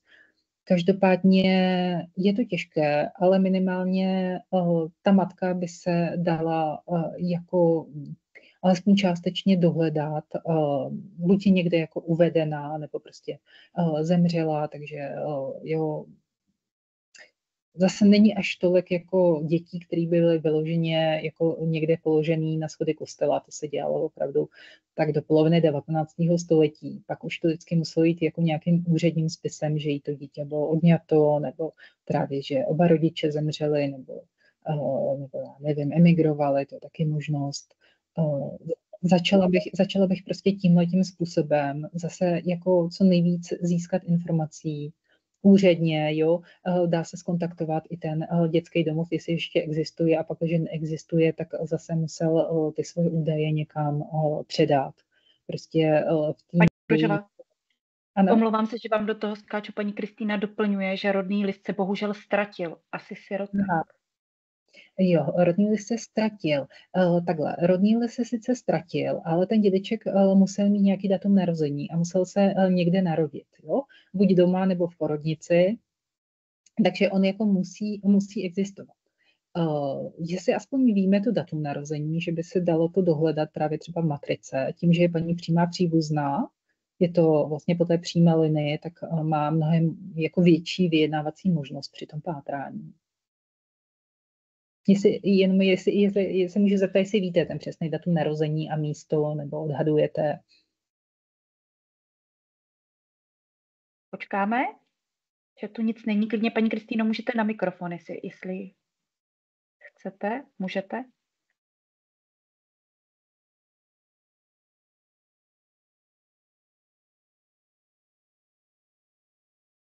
Dobře, tak já to jako řeknu za sebe. To datum, jako, že jo, tak dědeček nemá rodný list, ale určitě se vzal teda s babičkou, předpokládám, takže bude záznam o svatbě, tam prostě bude uvedeno datum narození.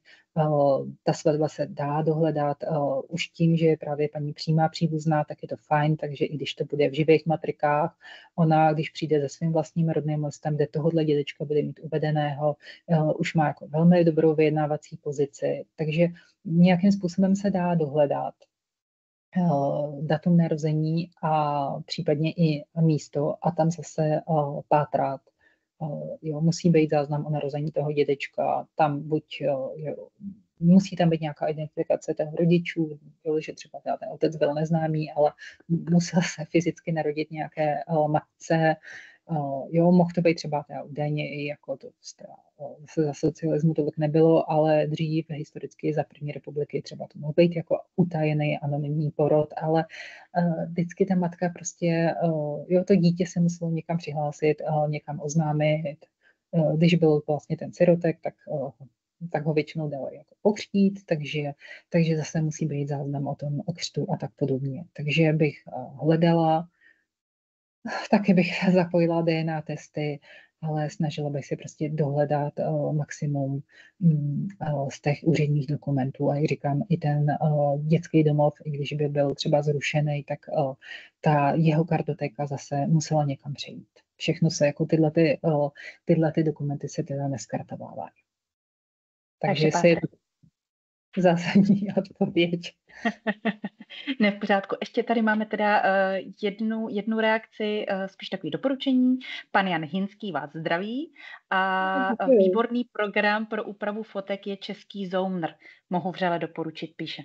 Jo, Zoomr. Já jsem měla Zoomr, myslím, že je to nějak e-Zoomr. Já jsem ho měla, on funguje offline. Děkuju moc. Ale já vám nevím, proč on byl placený. Potom nějak jsem musela už platit za ty aktualizace další. Tak už jsem byla taková jako v tomhle tom asi skeptická a už jsem se víc jako naučila i jako věřit tomu onlineu a využívat ty online nástroje. Ale děkuju, jo, ten Zoomr, to je pravda. Ten je dobrý a umožňuje i tam vkládat různý jako obrazce, právě můžu si tam dát nějaký ten kroužek, šipku a tak, takže jo, to děkuju moc za doplnění, to máte pravdu. Tak a jinak máme teda 3. hodinu, tak nechám paní Brožová na vás, jestli ještě chcete něco přidat, nebo jestli dáme prostory. Já teda mám, ale já bych možná ještě řekla nějaký malý kousek té mojí přednášky. Vidím, že to nějak všechno nestihnu, ale spíš jako já bych tam mohla ukázat dál, co tam mám a jestli by někdo chtěl, tak ať si třeba řekněte, co byste chtěli ještě říct, aby to bylo trošku jako na přání. Buď já vám takhle to projdu tu prezentaci, co tam ještě mám. Tak buď detailněji o těch matrikách. Paní Brožová, akorát nám spadlo sdílení. Vám spadlo sdílení. Aha, takže budu nazpátek. Aha, vidím. Sdílet, obrazovka. Tak, jo, vidíme. Teď bychom se měli zase vidět. Takže mám tady více jakoby hlavičky těch matrik a to je spíš pro začátečníky. A potom jsou základy genetické genealogie. Jo, jsou to opravdu základy, kde teda jsou různé možnosti testů. Základní teda právě vysvětleno ještě více to Y a tu mitochondriální DNA a vlastně takovou tu slovní zásobu, co je to haploskupina a potom právě jak volit ty mitochondriální testy nebo zase ty otcovská linie po meči anebo to autosomální DNA, která je prostě taková univerzální, sdílená. Tady jaký si můžu vybrat test, když řeším nějakou situaci a tak. A pak máme zase základy čtení kurentů, to možná můžeme přeskočit. A zase máme ještě tady jednou s umělou inteligencí ve smyslu četování s ní, jak se jí mám ptát, když potřebuji opravdu pomoc a když třeba nevím, nedokážu přečíst nějaký slovo, tak ona jako už mívá hezkou němčinu a latinu, s češtinou je to horší, ale můžu jí prostě takhle se snažit vytěžovat, aby mi napovídala. Jo, tady píšu o takových základních 4 modelech, které tak jako se dají využívat. No a jo, to ještě OCR nástroj, optický rotuznávání znaků a pak mám tady tu přednášku o čase a tím to už jakoby končí. Takže nabízím buď podrobní matriky, nebo se podíváme na genetiku, nebo se podíváme na vlastně četování s umělou inteligencí, a nebo se můžeme podívat na tu genealogii a čas. Tak 1:4. Tak, jestli máte o něco zájem, určitě napište. Tady spíš jsou takové jako dotazy, jako na ještě přidaný kurzy, jako je třeba čtení v matrikách nebo samostatný kurz četby kurentu. Třeba v rámci příštího TVD, když paní Brožová bude souhlasit, klidně můžeme. Já na svém webu teda mám jako online kurzy čtení kurentu, ale jsou zpoplatněný. Ten menší stojí necelých 300 korun a ten větší, ten je takový jako gigantický, to zase chápu, že už je to jako pro nějaké nadšence, který to myslí vážně, ten stojí necelých 1900. Takže ale kurent necháme na vás, ale už tady mám v chatu, že by zajímalo využití umělé inteligence. Tak si dáme asi téma bonusový umělou inteligenci. Super.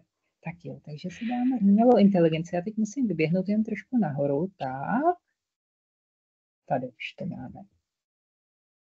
Takže umělá inteligence, to my víme všichni, že prostě je s námi, musíme s ní chce nechce držet nějakým způsobem krok. Ona je úplně super, když ji správně používáme a když je to něco, co ona má v té databázi nahráno a je to i nějaká věc, která je taková jako jednoznačná. Jo? Není to prostě věc, která by měla mnoho možných výkladů. Když s ní komunikujeme, to je asi takový jako nejzákladnější. Říká se, že je lepší mluvit anglicky. Já si myslím, že je to ve své podstatě jedno. Ona už tu češtinu už má dobře jako v sobě zabudovanou, ale já, když prostě se ptám, tak většinou se říká pravidlo 3 vět. To znamená přidělení role, já jí prostě řeknu, ptám se tě jako historika, jako zkušeného genealoga, jako zkušeného písaře, nebo můžu říct, odpověz mi z pozice a zase, jo, já nevím, historika ze specializací na Rakousko-Uhersko, jo, cokoliv, ale abych si ho jakoby připravila do té polohy, ze které já chci, aby mi odpověděl. Potom mu tam napíšu tu větu, co já chci, jo, jako, co je vlastně ta oblast, a ještě mu připíšu úkol. To znamená, tvůj úkol konkrétně je. Jo, mám tady slovo, které začíná na tohle písmeno, má tolik písmen, rozeznám toto a toto, ostatní jsou už moje hypotézy, navrhni mi, jo, je to psáno v češtině, nebo v němčině, nebo v latině, ona samozřejmě je lepší, když je to němčina nebo latina, tam ty slovníky má jako širší, více aktualizované, a ona vlastně mi vygeneruje určité hypotézy, co by to slovo mohlo být. A může mi to velmi pomoct. Jo, takže je to vždycky pravidlo těch 3 vět, že já jí přidělím tu roli, zároveň ji uvedu do toho kontextu, v čem se pohybuju, to znamená 19. století, já nevím, je tu tato lokalita. A zároveň dám i ten úkol, který by ona měla mi přesně splnit. Jo? Ona bohužel jako má tendenci se vykrucovat. Někdy je to jako opravdu otázka i špatné komunikace ze strany toho tazatele. A ještě můžu přidat další, jako takový jako doplňky. Já většinou používám to, že mu řeknu, ne, jako sformuluj mi všechny varianty, protože oni, jakmile tam ona má nějaký jako takový ty vlastně možnosti, kdy jako jí tlačím trochu ke zdi, tak ona začne potom reagovat tak jako přes příliš korektně a vlastně se tam začne vymlouvat. Takže já to nadstřelím, jo, že když třeba si myslím, že to maximálně to slovo může jako být, nevím, protože už tam vím nějaký písmena, tak třeba 5 různých významů, nebo já nevím, 7, tak já jí třeba řeknu, ať mi vygeneruje 20. Jo? A tím pádem já si zajistím, že mi vygeneruje všechno, ale nezavřu si ty dveře. A ještě někdy i jako opravdu přidávám i jako další instrukce, jako nechci žádné fabulace, chci jenom podložená data nebo podlož mi to argumenty, uveď mi jako, já nevím, zdroj, ze kterého čerpáš. Oni samozřejmě se začnou jako ohánět tu svoji vlastní databázi, ale snažím se jí opravdu co nejvíce jako zafixovat, aby mi nemohla uhnout. Protože nejhorší, co lidi dělají, jako, že tam, já nevím, napiš mi, co znamená tohle, co, já nevím, si můžu představit pod tímhle slovem a tak. A ona samozřejmě funguje jako tak, aby jako člověka uspokojila, ale zároveň jako, aby se, tak jako, teď mluvím jako o živý bytosti, aby se nepředala. Takže já si opravdu jí musím dostat do nějakých jasných mantinelů. A to dělám prostě tím, že si doplňuju přesně ty hranice, kde ji chci držet. Takže to je tohleto. Ještě je tady takový jako web, obce CR a SkyTech.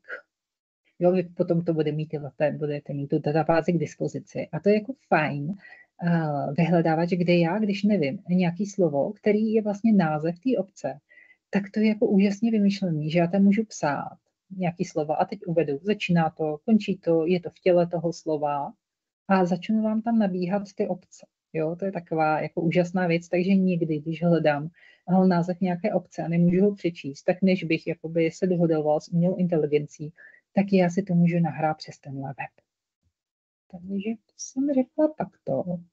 A teď ty jednotlivé inteligence, já mám tady 4, ChatGPT, ten je asi takový jako nejznámější, nejdostupnější.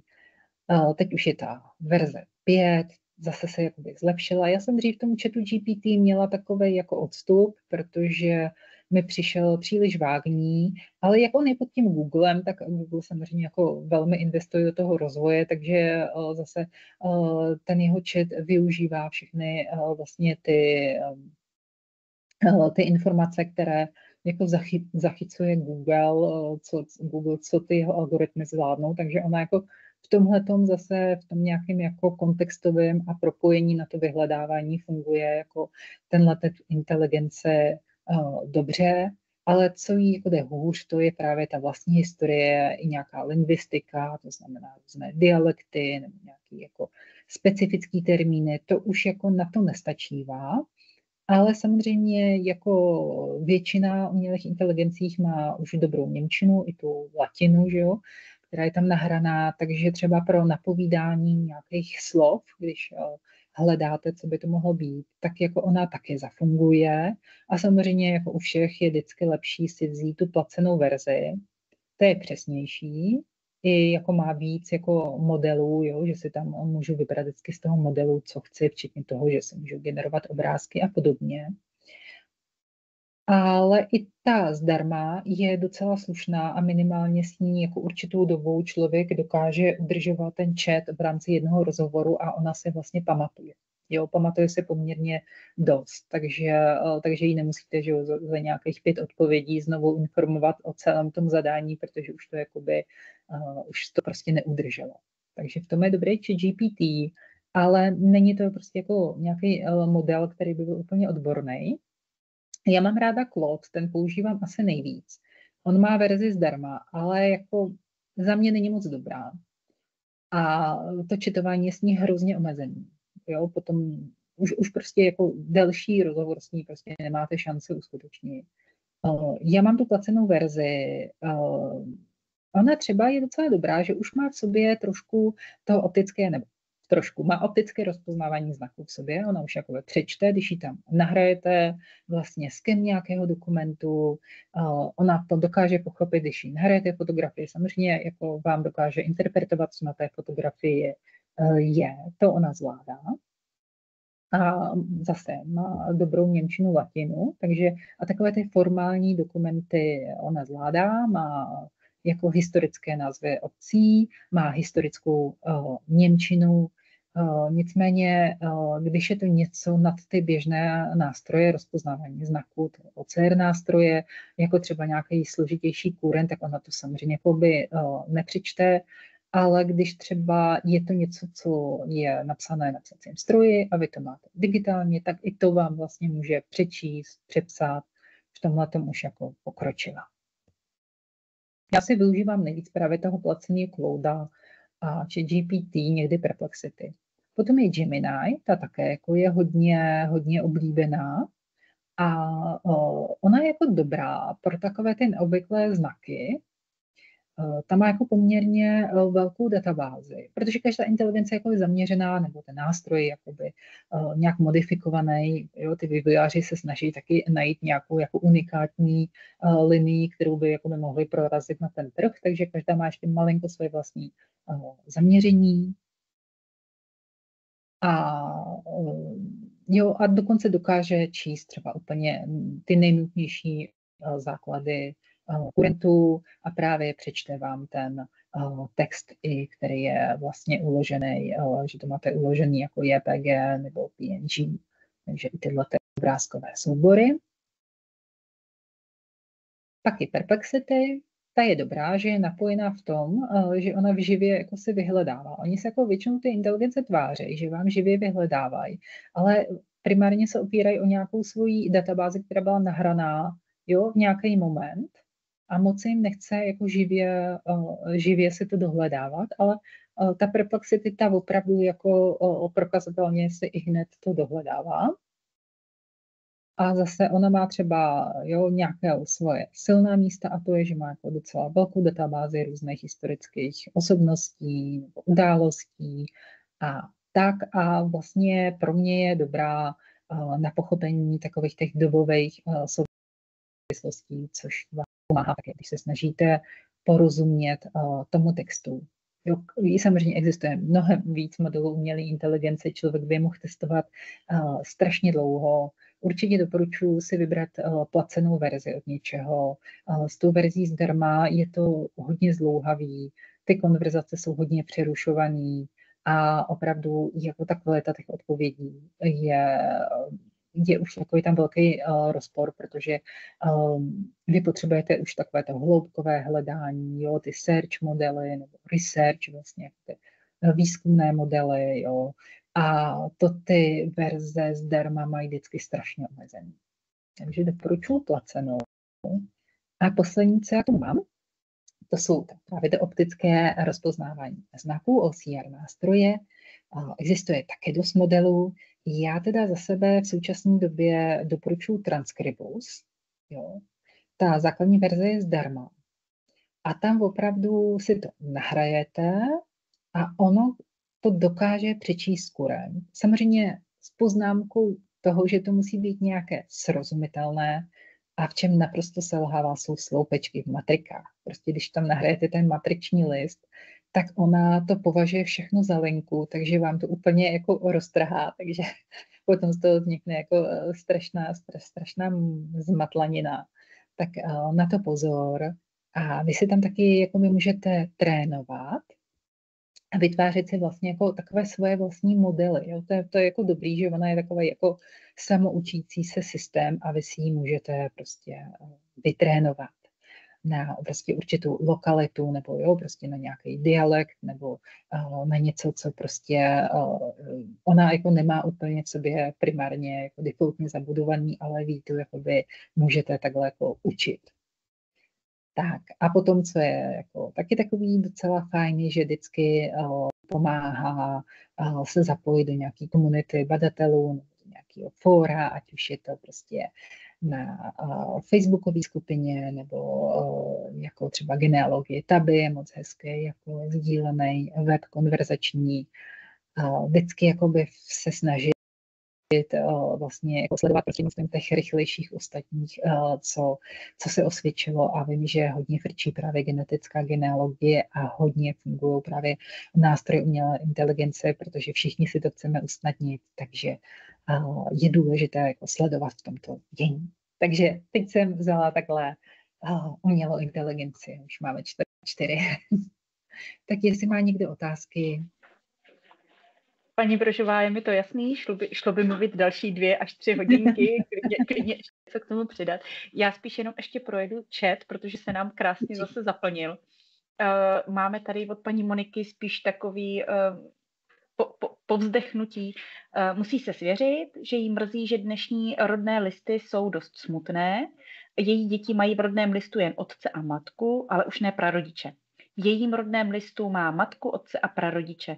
Nezávidí té generaci jejich dětí, až budou chtít někoho hledat. No to je asi pravda a hlavně on opravdu se osvědčuje, že nejlepší je papír. A já jsem zažila diskety, CDčka, flešky, dneska jsou cloudy a já nevím, co bude dalšího, ale to jsou všechno věci, které podléhají jako času. Oni se tváří, jako že jsou hrozně moderní, ale co byste dneska dělali s disketou, že jo? Ale ten papír prostě funguje pořád, takže obecně ta genealogie v tomhle je taková jako znevýhodněná v dnešní době. Tak. Pak tady máme ještě s otazníčkem program Genopro. Je tady, není k tomu nic, jenom prostě takové jako s otazníčkem, spíš asi jestli ho znáte, nebo byste ho doporučila, zřejmě otázka. Něco mi to říkal, přiznám se, že ho jako nepoužívám. Ono těch programů je opravdu jako strašně moc a musel by člověk jako se tomu strašně věnovat a já zase nejsem moc technický typ. Já to beru jenom opravdu, aby mi to ulehčilo život a nic více potom nechci. Takže k tomu jako bohužel nemůžu nic říct, omlouvám se. Jasně. Pak ještě pan Radek, zajímal by ho i další prameny. Kde a jak se dostat k domovním knihám, jak číst v urbářích? No zase před archív, to je jako jednoduchá odpověď. Ty digitalizované archívy nabízí nejenom právě matriky. Matriky je takový jako nejvyhledávanější záložka, ale nabízí tam toho více a právě podle toho čísla popisného se dá dohledat hodně, ale vždycky si pamatovat, že ty čísla se historicky měnily. Jo, to se ale zase dá dohledat. Jo, prostě historie, jak ta ulice prostě se vyvíjí, přejmenovává, jo, boří se domy, přistavují se, tak jenom se nespoléhat, že to číslo, které mám teď, i třeba na nějakém historickém dokumentu, že to číslo takhle bylo vždycky. Jo, to prostě ty čísla se měnily, přečíslovávalo se, dokonce se, že víme, v Praze se i přečíslovávala několikrát, že jo, Praha vůbec na ty čtvrti, takže jenom se vždycky dopátrat toho, co je prostě to vypovídající číslo v té které době. Dokonce existují, to jsem se tak teď nedávno dohledávala, i jakoby adresáře. Jo? To ještě byl takový předchůdce televizních seznamů, že byly prostě adresáře a ty větší obce ty adresáře měly a tam to bylo seřazené podle příjmení těch obyvatel. Někdy to měli úplně do hloubky, že tam třeba byly i lidi, kteří byli dlouhodobě v nájmu, tak tam byli zapsaný, někdy tam byly jenom vlastně ty majitelé a byla tam napsána ta adresa. Takže takhle klidně si vezmete pražský adresář z roku, já nevím, 37 a když máte hodně trpělivosti, takže můžete si podle toho příjmení procházet ty osoby a vidíte jako přesně tu adresu, kde bydleli. Jo, vždycky jako víc cest, takže třeba bych doporučila i ten adresář a potom opravdu jít právě do archivu a hledat ten konkrétní dům. Jasně, super, tak to bylo taky zajímavé. Nicméně asi končím, doufám, že jsem na někoho nezapomněla. Jestli jsem v chatu někoho přehlídla, protože občas jsem jakoby skákala, aby to mělo nějakou linku a přece jenom, jak se takhle píše za sebou, tak jsem se snažila, abychom na nikoho nepomněli. Došlo tam i k nějakému moc hezkému spárování, že si navzájem třeba pomůžou, co se týká třeboňské matriky a tak dále, což ani jsem nečetla, protože to mně přijde strašně fajn, že se to takhle krásně samo vyřešilo. Obávané matriky jsou obecně zámrsk, ty jako nikdo nemá rád, takže když se řekne zámrsk, tak to každý se tak jako trošku lekne. Tak a jinak je tady spousta poděkování, který patří vám, paní Brožová. Samozřejmě jsou tady i takový prosby, kdybychom mohli nějaká témata prohloubit, na který nevyšel dneska čas. Je tady spousta proseb, že by některým tématům se jako věnovali víc, tak to se samozřejmě s paní Brožovou můžeme domluvit a můžeme i mimo TVRčko ještě třeba zase na jaře něco naplánovat. Samozřejmě pokud teda paní Brožová bude souhlasit, tak. A pokud něco naplánujeme, tak počítejte s tím, jste registrovaní, určitě vám to přijde e-mailem, že něco dalšího chystáme, ráda vás oslovím, když budete chtít v něčem pokračovat a navázat. Takže teď už opravdu poslední dotazy, pokud tam jsou, tak právě teď. A jestli ne, tak přeju krásné odpoledne a vám, paní Brožová, hrozně moc krát děkuju. Bylo to zase úplně super. Taky. Jo, tak jsem ráda, jako neodpověděla jsem na všechno, opravdu jsem se snažila a taky nevím všechno, ale zase mám takovou jako úpornou povahu, ze kterou si myslím, že když tak ty odpovědi dohledám a poskytnu, nebo se to prostě probere někdy příště, nebo mi samozřejmě lidi můžou napsat. Můžou se podívat na ten můj web Rodinná historie, tam taky jako mám nějaký takový jako základní tipy, spíš pro ty začátečníky mírně pokročilý, ale vždycky je nějaká cesta, jak se domluvit. Přesně tak, anebo využít vašich kurzů, který tam máte a ty už se opravdu budou věnovat tomu konkrétnímu rodokmenu. Ty už jsou na ten klienty. Tak. Pak ještě teda mám tady jeden dotaz, paní Brožová, jestli bude k dispozici kompletní prezentace. Dáte nám ji prosím k dispozici, nebo je to vaše know-how? Zvažuju. Přiznám se, že bych asi radši dala ten záznam. Jestli by to nevadilo, já bych třeba poslala takový ten rozcestník jako těch webů, jo? To si myslím, že by mohlo pomoct jak na ty archivy, tak třeba na ty nástroje, které používám pro ty jednoduché digitální úpravy, ale ta prezentace tím, že jsou tam i nějaké jako moje vlastně rodinné fotky a nějaký takový jakoby moje zajímavostičky, které jsem si vydobila, tak se omlouvám, asi úplně nechtěla pouštět do éteru, tak začala moc rád cestovat, ale pošlu jakoby... Nějaký drobný podklad, ano, ale jo, určitě rozcestník těch webů, který se hodí, to jako rozhodně pošlu. Paní Hrušková ještě využila posledních minut. Dobrý den, máme v předcích v první polovině 19. století schovanku, u které není známá matka ani otec, ani datum narození. V matrice oddaných je u jejího jména poznámka, že rok narození je odhadován. Dohledala jsem i rodinu, která se jí ujala. Existují v první polovině 19. století nějaké sirotčí záznamy, nebo kdyby se dalo ještě hledat? Sirotčí spisy existují, to jako od Josefa II. Existuje, dokonce někdy v některých případech i dříve. Ovšem jako takhle, záznam tam u ní bude, ale ta identifikace, jako když to byl právě v té době, jak jsem mluvila o té ohledně dědečka, tak to už byla jako doba novodobější, to už jsme byli ve 20. století, jo. Ale v tom 19. století, polovinu 19. století to opravdu hodně ty matky mohly rodit anonymně, i vlastně v Praze u Apolináře bylo anonymní oddělení, dalo se rodit anonymně prostě i jako ve Vídni a tak, a ty matky prostě, který neměly toho otce, se tam jako vztahovaly, aby měli prostě nějaký určitý komfort, a většinou právě při té porodnici už měli bohužel i jako siročinec a ty děti se tam odkládaly a potom samozřejmě se distribuovaly do nějakých jako dalších ústavů, takže i v tom ústavu bude nějaký záznam, ale jestliže teda nepomůžou DNA testy a opravdu jako tam jako nebude ta matka si přát identifikovat, tak kdy se ta anonymita dost jako ctila a jako by vlastně ta dokumentace nebyla tak přísná, jako potom nastala vlastně v tom 20. století, kdy už jako žádná tajemství se nemohla moc takhle jako respektovat. Takže když tam opravdu nebude, tak už je to jako, zase se ocitáme na takovém tom poli, jestli tam bude někde nějaká poznámka právě v nějakém tom siročím spisu, nebo jestli v tom, jako v té porodnici třeba, jo, ještě právě tím, když jí jako předávali to dítě do toho siročince, jestli je tam nějaká poznámka.